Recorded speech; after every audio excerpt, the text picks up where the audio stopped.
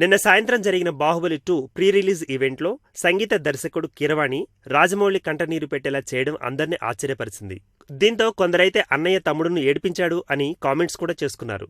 ఆసక్తికరమైన ఈ న్యూస్ వివరాల్లోకి వెళితే, నిన్న జరిగిన బాహుబలి 2 ఫంక్షన్లో కీరవాణి వేదిక ఎక్కి రాజమౌళిని పొగుడుతూ ఉంటే రాజమౌళి తీవ్రమైన భావోద్వేగానికి గురికాబడ్డాడు.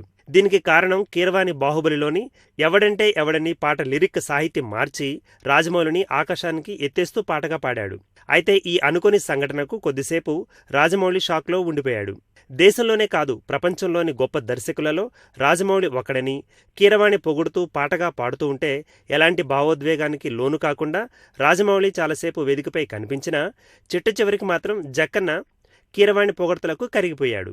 ఇంకా ఎదుగుతూనే ఉండాలి, ఎంత ఎదిగినా ఒదిగి ఉండాలి అనే పాట రూపంగా కీరవాణి దీవిస్తున్నప్పుడు రాజమౌళి భావోద్వేగంతో కంటనీరు పెట్టడం స్పష్టంగా కనిపించింది. ఏమైనా కీరవాణి రాజమౌళిపై స్వరపరిచిన పాట బాహుబలి 2 ఈవెంట్కు హాట్ టాపిక్గా మారిపోయింది.